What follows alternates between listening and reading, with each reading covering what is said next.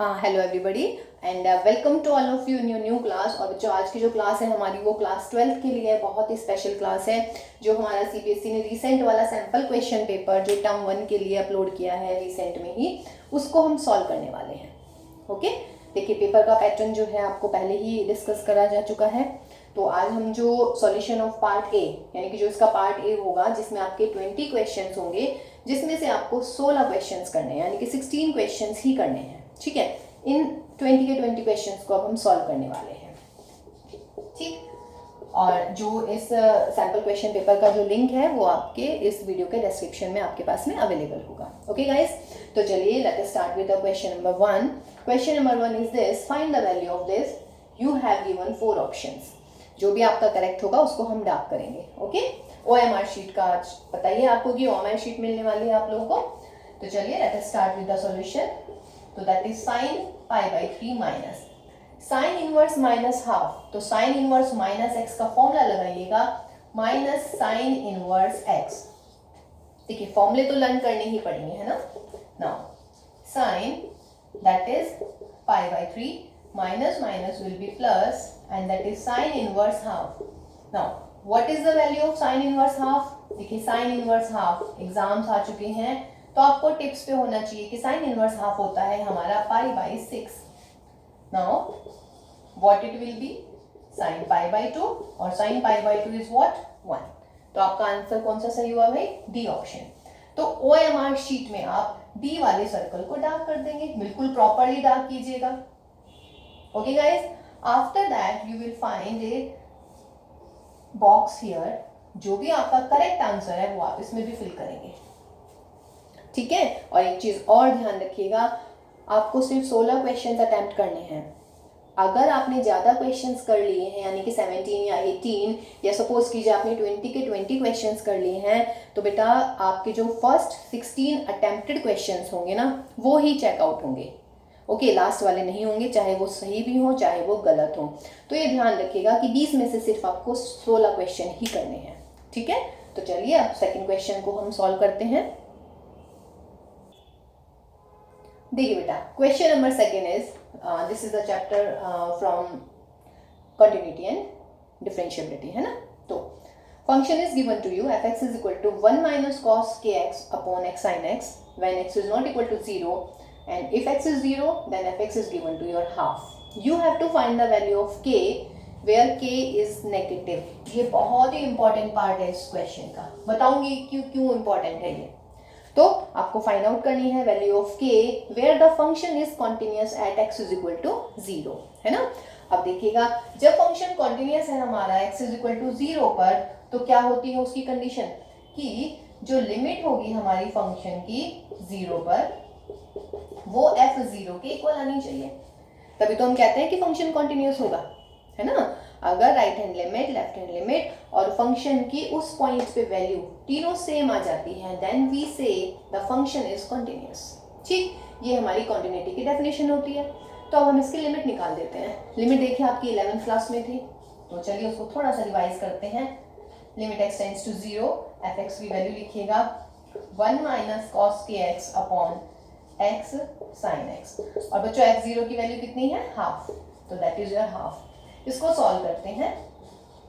तो limit x tends to 0, 1 minus cos kx, इसका formula open कीजिएगा, 2 साइन स्क्वायर kx अपॉन 2। याद है फॉर्मूला? 1 माइनस कॉस थीटा क्या हो जाता है?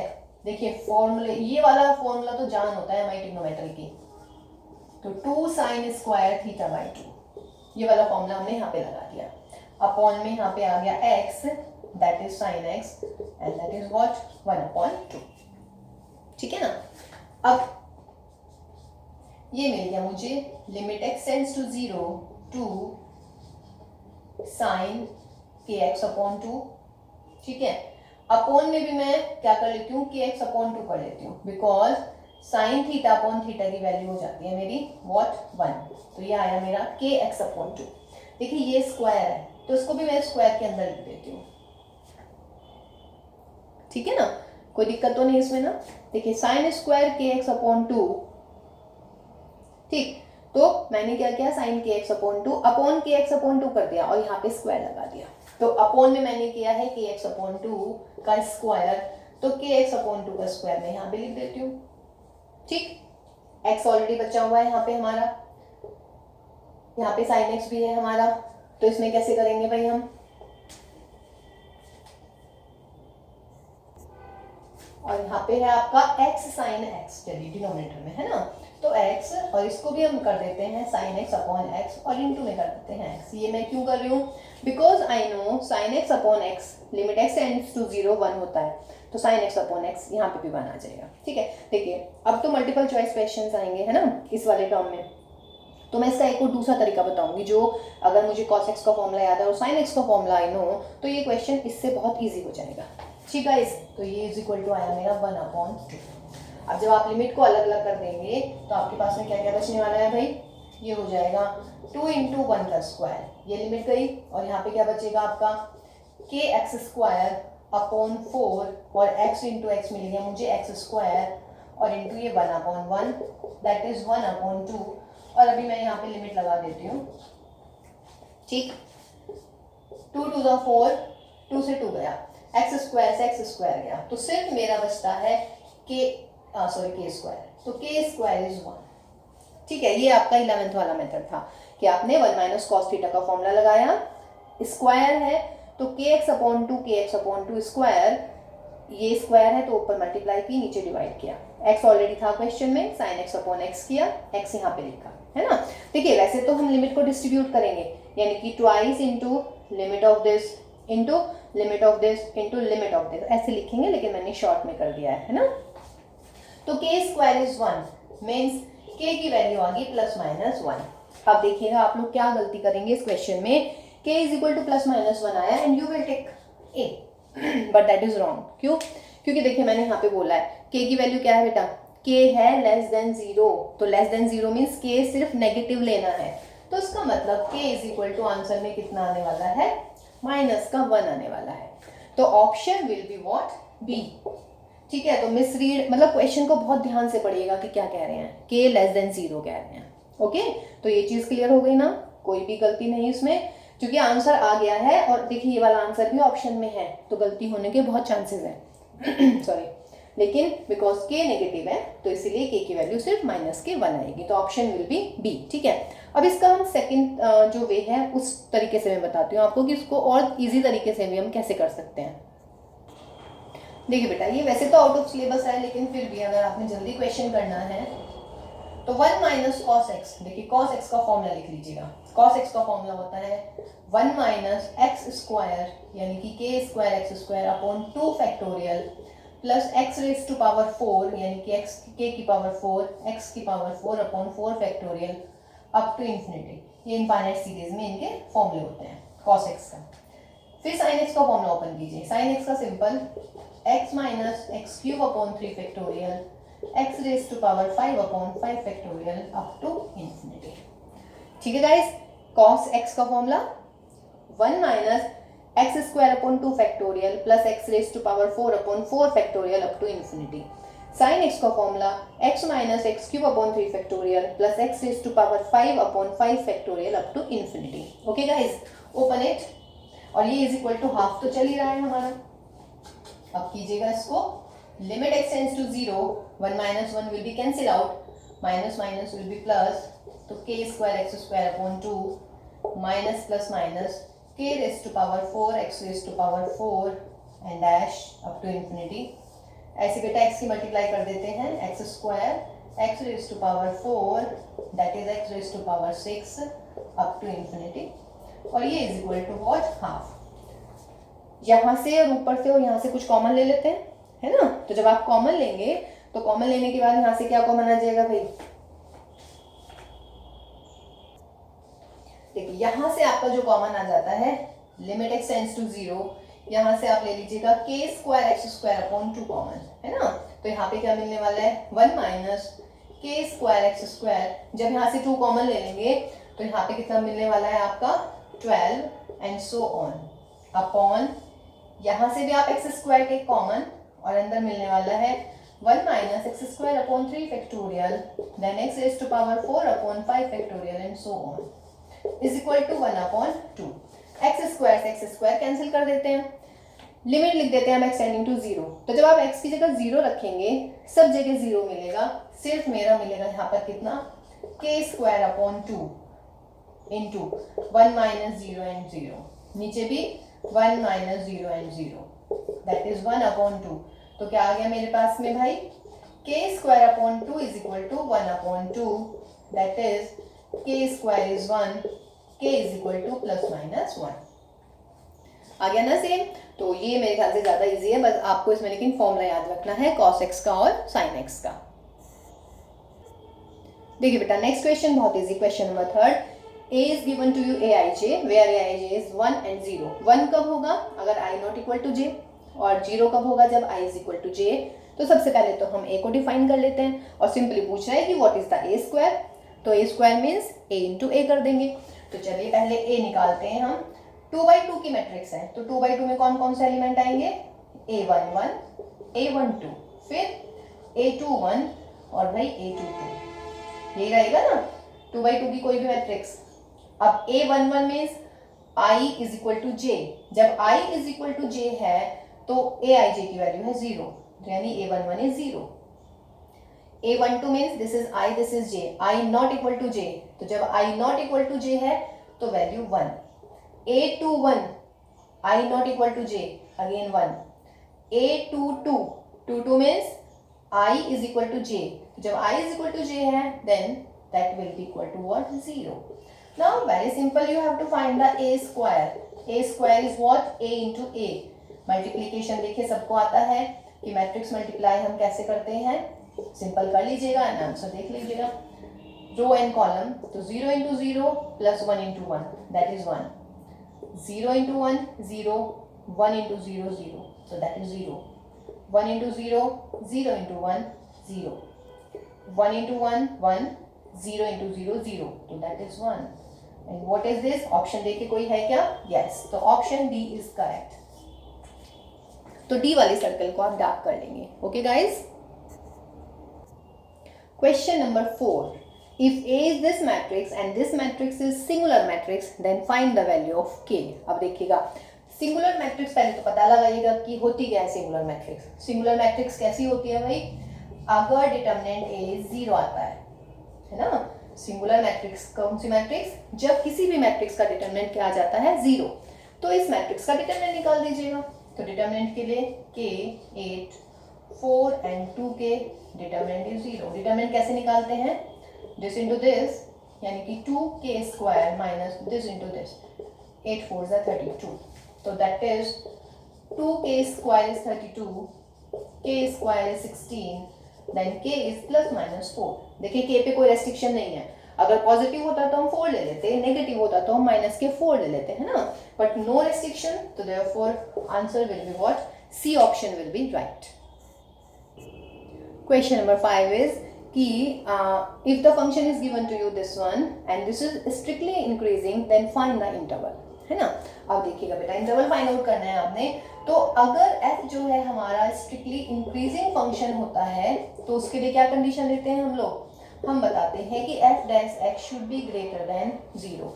स्ट्रिक्टली इंक्रीजिंग है, अगर इंक्रीजिंग होता तो मैं यहाँ पे इक्वल लगा देती, स्ट्रिक्ट मीन्स नॉट इक्वल। अब आप f डैश x निकाल दीजिएगा, तो x square 2x minus 4 is greater than 0, that is 2x is greater 4, x is greater 2।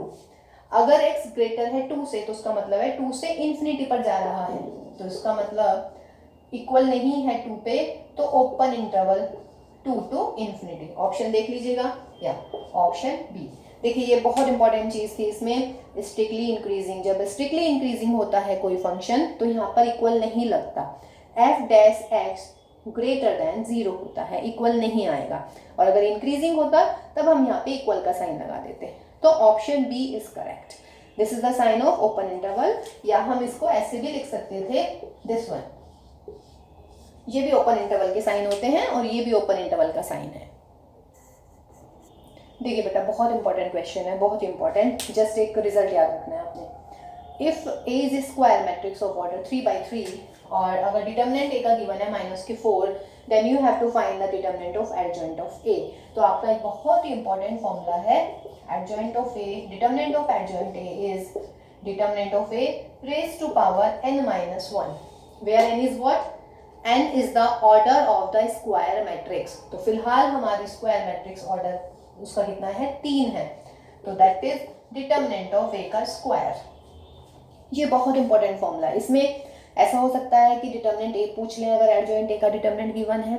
ऐसा हो सकता है जो इस क्वेश्चन में हुआ है कि डिटर्मिनेंट ए गिवन है और आपको एडजॉइंट ए का डिटर्मिनेंट निकालना है. ओके गाइज, तो बहुत इंपॉर्टेंट फॉर्मूला है. ठीक, तो भाई डिटर्मिनेंट ए कितना है हमारा? माइनस का 4. तो माइनस के 4 का स्क्वायर कर देते हैं, दैट विल बी 16. तो answer will B option D. Okay, ऐसा ना कीजिएगा कि -4 बाहर लगा दें और 4 का स्क्वायर हो जाए और माइनस के 16 not will be the answer. Okay, determinant A minus का 4 उसका स्क्वायर करेंगे. देखिए बेटा आगे जो क्वेश्चन नंबर 7 है दैट इज फ्रॉम रिलेशन. आपको एक रिलेशन दे रखी है, सेट है आपका ए 1 2 3 और relation is defined as this one. ठीक है, नाउ द क्वेश्चन इज कि which ordered pair should be removed from this relation so that the relation would be what? Equivalence relation. ठीक, अब इक्वलेंस में क्या क्या होता है? रिफ्लेक्सिव होता है. रिफ्लेक्सिव बिल्कुल क्लियर है, 1 1 2 2 एंड 3 3. फिर दूसरा केस आता है हमारा कि ये सिमेट्रिक होना चाहिए. तो सिमेट्रिक में देखिए 1 2 है तो 2 1 भी होना चाहिए, बट 2 1 यहाँ है नहीं. कहने का मतलब यदि मैं इसको रिमूव कर दूं यानी कि ऑप्शन बी, तो ये क्या बन जाएगी आपकी? Equivalence relation. तो ऑप्शन बी इज करेक्ट. ठीक है गाइस. अच्छा, अगर मैं इसमें एक क्वेश्चन और अपनी तरफ से ऐड कर देती हूँ बीइंग ए टीचर कि 1 1 1 2 2 2 and 3 3 which ordered pair should be added in this question so that this relation will be what? Equivalence relation. है ना? तो देखिएगा अगर सिमेट्रिक चाहिए मुझे तो 1 2 है तो आंसर आना चाहिए उसका. क्या ऐड करूं मैं इसमें? 2 1. यदि बेटा मैं 2 1 ऐड कर देती हूँ तो 1 2 2 1, दिस इज रिफ्लेक्सिव. 1 2 2 1 है तो 1 1 है. 2 1 1 2 तो 2 2, यानी कि ये ट्रांजिटिव भी होगी. ओके गाइज, तो दोनों ही तरीके से क्वेश्चन को ध्यान रखिएगा कि ऐड करना है या डिलीट करना है. तो फिलहाल ये क्वेश्चन था डिलीट, तो deleted should be 1 2. Question number 8 is from matrix. देखिए these two matrices are given equal to you and he is saying कि what is the value of a plus b minus c plus 2d. अच्छा देखिएगा concept ये है कि equality of matrices. तो दो matrices equal कब होती हैं? जब उनके कॉरस्पॉन्डिंग एलिमेंट सेम होते हैं. तो कर दीजिएगा कॉरस्पॉन्डिंग एलिमेंट सेम, यानी कि this equal to this, 2a plus b is equal to 4, this is equal to this, that is a minus 2b is minus की 3. यहाँ से a और b को सॉल्व कर लेते हैं. फिर this one is equal to this one, 5c minus d is 11, this is equal to this, 4c plus 3d is equal to 24. देखिए ऑर्डर तो सेम है ही और कॉरस्पॉन्डिंग एलिमेंट्स को आप इक्वल कर दीजिएगा. यहाँ से आप a और b की वैल्यू निकालिएगा. तो बहुत सिंपल, अपने तरीके से जैसे आपको सही लगता है आप सॉल्व कीजिएगा. तो that is 5a is what 5, a is 1, a की वैल्यू यहाँ पे रख लेते हैं भाई. तो 2 1 is 2, तो b विल बी 2. a और b की वैल्यू निकल गई. सिमिलरली यहाँ से c और d निकाल लेते हैं. तो इसमें आप 3 की मल्टीप्लाई कीजिएगा, that is minus 3d, that is 33, है ना. तो ये 19c is equal to 57, c will be 3. c की वैल्यू यहाँ पे रख देते हैं. तो 5 3 is 15 and d will be what 4. ठीक है, अब इसकी वैल्यू पूछ रहे हैं a plus B minus C plus 2d. तो कीजिएगा a plus B minus C plus 2d, a plus B यानी कि 3 माइनस के c माइनस के 3 और 2 4 is 8. तो आंसर विल बी व्हाट 8. देखिए 8 ऑप्शन में है. यस, तो option number A is correct. देखिए बेटा question number 9 is from the chapter tangent and normal. है ना, आपको एक कर्व गिवन है y is equal to X plus 1/x. देखिए ये दिया हुआ है x ग्रेटर देन 0. इसको अवॉइड नहीं करना है. ये दिया हुआ है तो उसका मतलब इसका कुछ ना कुछ मतलब आने वाला है क्वेश्चन के लास्ट में, है ना. तो ही सेइंग कि the normal to this curve is perpendicular to this line. वो पॉइंट कौन सा है? You have to find the point at which the normal to this curve is perpendicular to this line.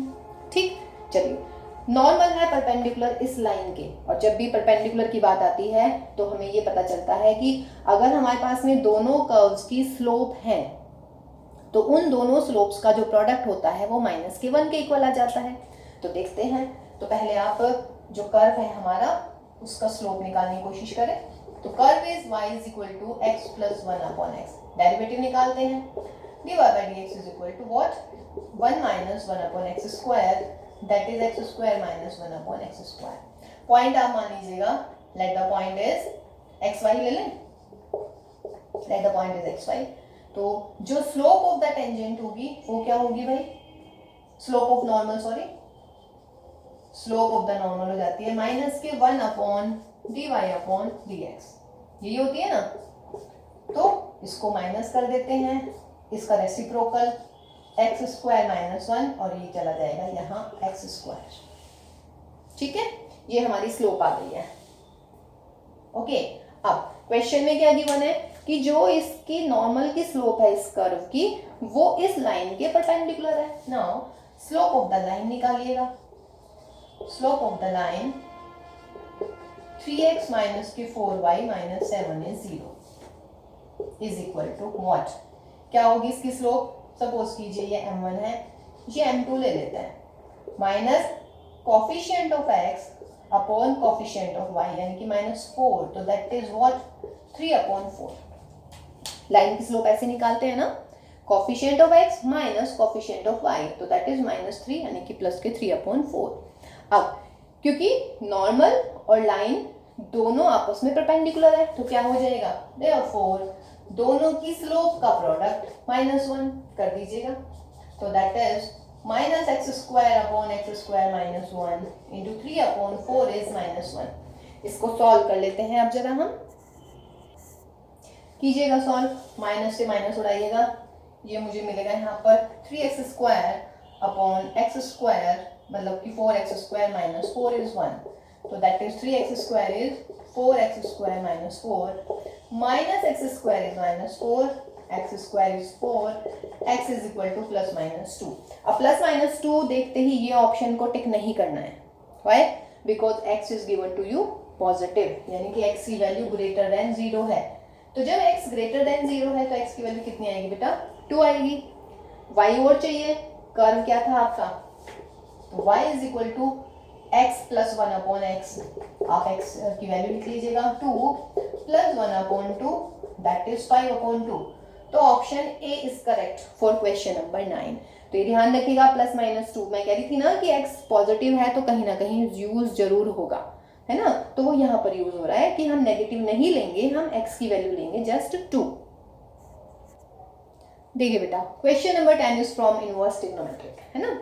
Sign of tan inverse x की value क्या है। देखिए इसके लिए सबसे इजी तरीका आपको बताया हुआ है कि जो ये अंदर है आपका tan इनवर्स x, इसको सपोज कीजिए दैट दिस इज थीटा, तो x is equal to what, tan theta, यही होता है। अब आपके पास में tan थीटा है, आपको sin थीटा की वैल्यू निकालनी है या नहीं, sine of tan inverse x that is sin theta. Okay, तो देखिए या तो आप sin थीटा निकालना है या तो मैं इसका एक ट्रिग्नोमेट्री की हेल्प से एक ट्राइंगल बना लेती हूँ, right angle triangle, let this is my theta. तो tan थीटा का क्या फॉर्मूला होता है, याद है ना, पंडित बद्री प्रसाद हर हर बोल, तो यानी कि p अपॉन b, तो p अपॉन b यानी कि x अपॉन 1, तो that is p that is b, तो p अपॉन b आ गया। पाइथागोरस से हम इसको निकाल लेते हैं, under root of 1 plus X square, क्या होता है, hypotenuse is equal to this square plus this square का अंडर रूट। अब मुझे क्या निकालना है, साइन थीटा, तो साइन थीटा का क्या फॉर्मूला है, p upon h, p is what x, और h कितना निकाला आपने, under root of 1 plus X square, तो ऑप्शन डी इज करेक्ट। ये तो हुआ हमारा बहुत सिंपल सा तरीका, है ना। दूसरा, अगर आपको ऐसे फॉर्मूले से निकालना है तो आप साइन थीटा को कैसे कर सकते हैं, 1 अपॉन कोसेक थीटा, और कोसेक थीटा क्या हो जाएगा बेटा, 1 plus cot square theta under root of, है ना। अब यदि मेरे पास में tan थीटा की वैल्यू है x, तो कॉट थीटा कितना हो जाएगा, 1 अपॉन एक्स स्क्वायर, एलसीएम ले लीजिएगा, तो x upon X square plus 1। तो जो भी आपको ऑप्शन सही लगता है आप उससे कीजिएगा। ओके गाइज, तो option D is correct for this one. ठीक, वैसे ये बहुत इजी है ये वाला मेथड। जैसे आपने tan थीटा ट्राइंगल बनाइएगा, दो आपको पता होंगे p b और h में से तीसरे को पाइथागोरस की हेल्प से निकाल दीजिएगा। फिर वो जिस भी एंगल के बारे में बात करता है, इधर साइन, यहाँ पे बाहर कॉस आ जाता, बाहर टेन तो नहीं आता, कॉट कुछ भी आ जाता, तो आप इस डायग्राम की हेल्प से उसकी वैल्यू निकाल सकते हैं। अदरवाइज ये है ही हमारा कि हम सारे फॉर्मूले यूज करने ट्रिग्नोमेट्री के, उससे भी आ जाएगा ये। तो जैसा आपको इजी लगता है आप वैसा ही ऑप्ट कीजिएगा।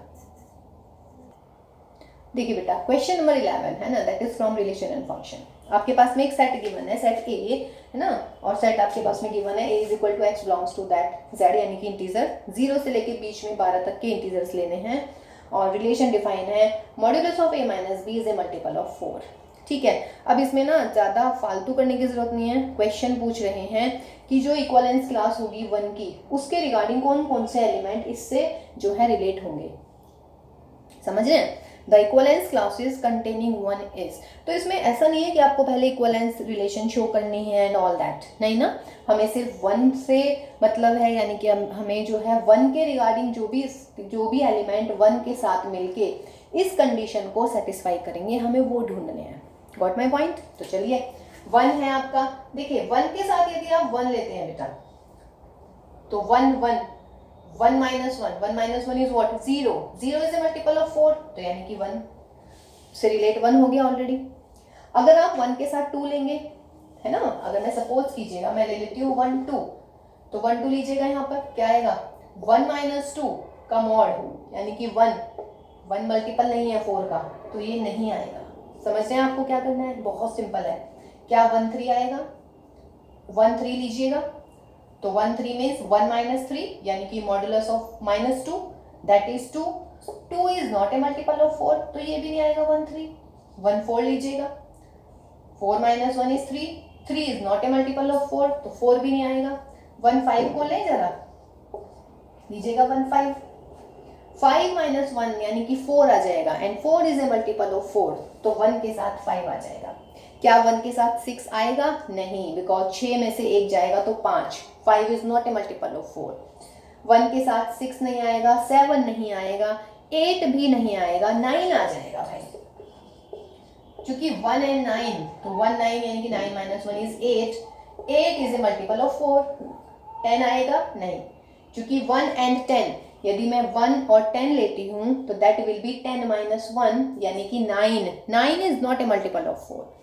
11 भी नहीं आएगा, 10 भी नहीं आएगा, 12 आएगा क्या, नहीं आएगा, क्योंकि 12 minus 1 हो जाता है 11, and 11 is not a multiple of 4। फिर आएगा 13, लेकिन 13 हमारी रेंज में है ही नहीं, तो 1 से कौन कौन रिलेट है, 1 5 and 9, यानी कि option A is correct for the question number 11।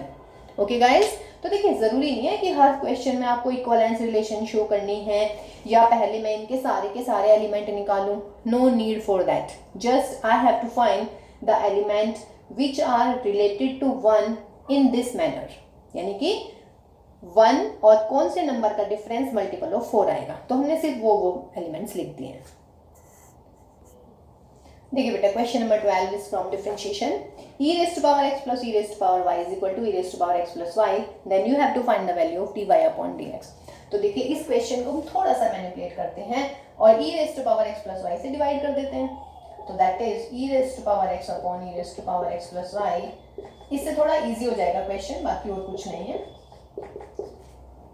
यहाँ पर मुझे मिलेगा e raised to power minus y, e raised to power minus x। अब इसका डेरिवेटिव कर लेते हैं और देखिए सवाल आंसर आ गया एकदम ही। e raised to power minus y का derivative e raised to power minus y का डेरिवेटिव माइनस के 1 और dy by dx, बिकॉज हम विद रिस्पेक्ट टू x कर रहे हैं, है ना। e raised to power minus x का derivative e raised to power minus x और माइनस x का डेरिवेटिव माइनस के 1, और 1 का डेरिवेटिव यहाँ बहुत मिस्टेक करते हैं बच्चे, यहाँ पे 1 लिख देते हैं। 1 नहीं बेटा, 1 है कांस्टेंट, तो derivative will be what, 0।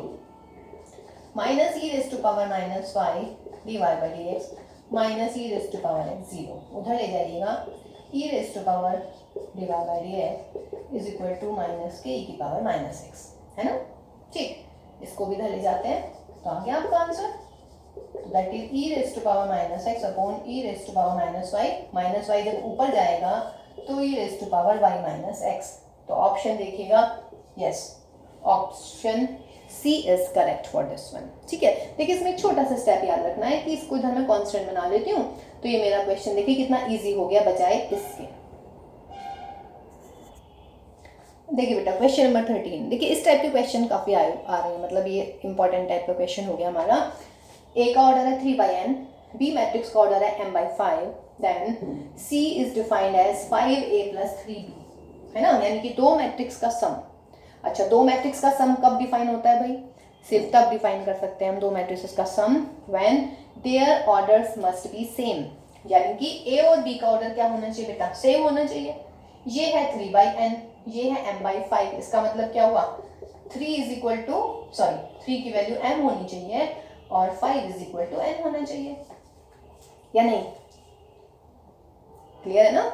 5a + 3b, देखिए ए और बी को ऐड कर रहे हैं आप, तो ऐड हम कब करते हैं मैट्रिसेस को? सिर्फ तब कर सकते हैं जब उन दोनों के ऑर्डर सेम हो। ये है 3, यहाँ पे है m, तो m और 3 सेम होनी चाहिए। ये है n, ये है 5, तो n और 5 सेम होनी चाहिए। तो इसका मतलब n की वैल्यू 3, n की वैल्यू 5, तो ऑर्डर क्या आने वाला है इसका?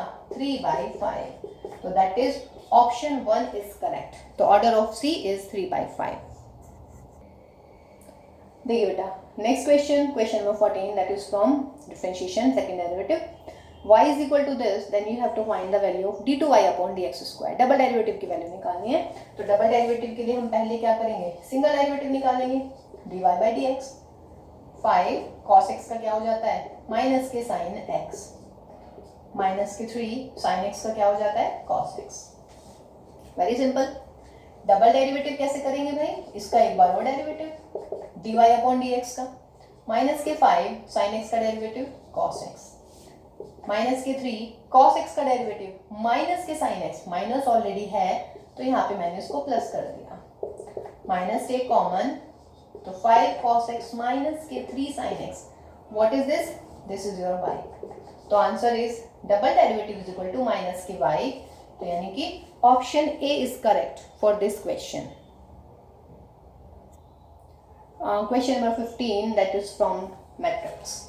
तो if A is given to you then you have to find adjoint A. देखिए ध्यान रखिएगा, एडजॉइंट ए का ट्रांसपोज निकालना है, इस ट्रांसपोज को मिस मत कर दीजिएगा, है ना।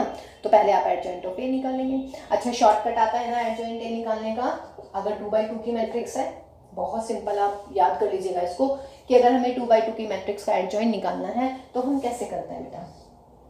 जो आपके डायगोनल एलिमेंट है उनको इंटरचेंज कर दीजिएगा, यानी कि यहाँ पर 7 आ जाएगा, यहाँ पर 2, और जो आपके नॉन डायगोनल एलिमेंट है उनके साइन चेंज कर दीजिएगा। तो बस ऐसे लिख लीजिएगा, ये आपका एडजॉइंट आ गया, है ना, सिंपल। तो 2/2 की मैट्रिक्स का यदि आपने एडजॉइंट लिखना है, डायरेक्ट लिखिएगा, इंटरचेंज कर दीजिएगा डायगोनल एलिमेंट को और नॉन डायगोनल एलिमेंट को साइन चेंज कर दीजिएगा।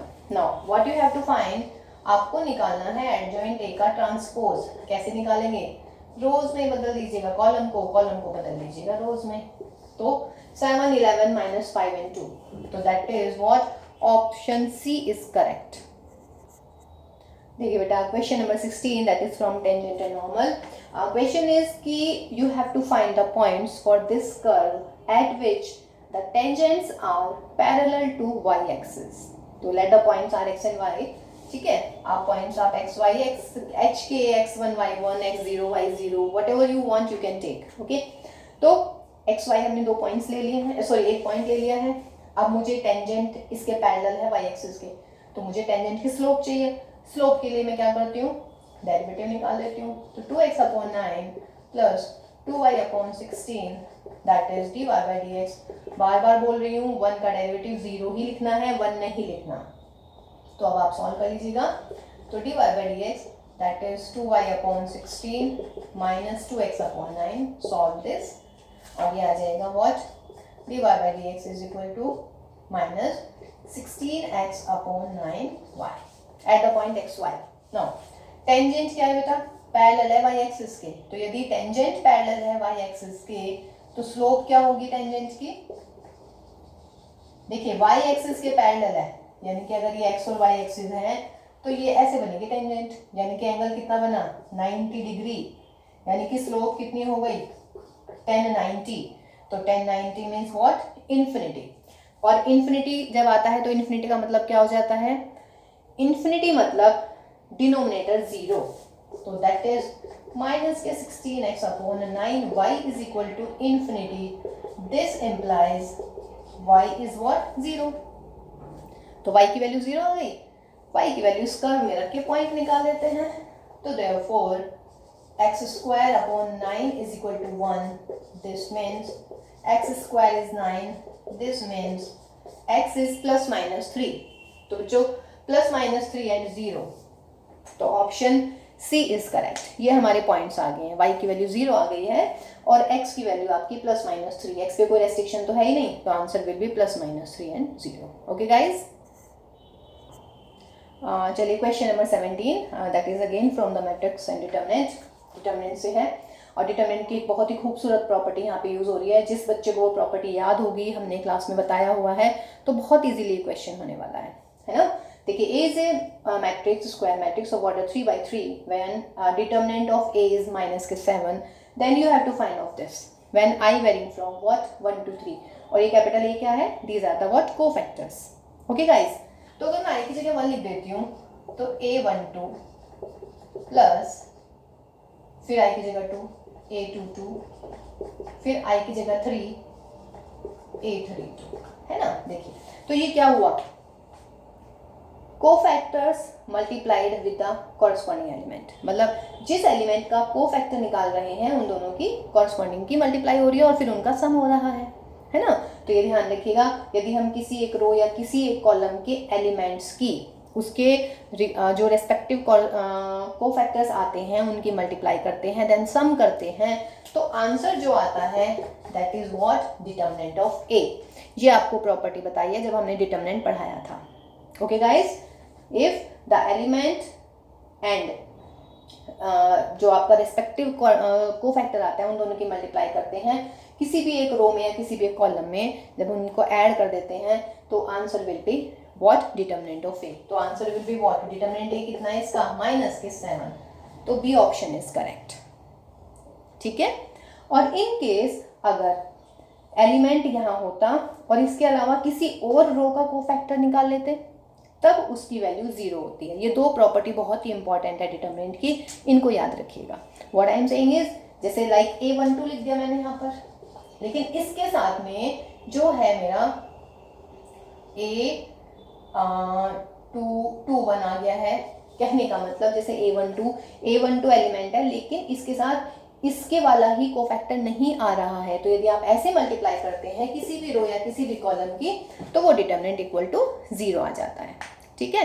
तो देखिए आज की क्लास थोड़ी लंबी हो गई है ना. वैसे तुम सोची थी कि पूरे सेक्शन पार्ट ए के सारे क्वेश्चन कर दूं, बट कोई नहीं, 17 क्वेश्चन हुए हैं, रिमेनिंग हम इसके नेक्स्ट पार्ट में करने वाले हैं. ठीक है गाइज, तो इन क्वेश्चंस की प्रैक्टिस कीजिएगा और अच्छी सी तैयारी कीजिएगा. All the very best and take care all of you.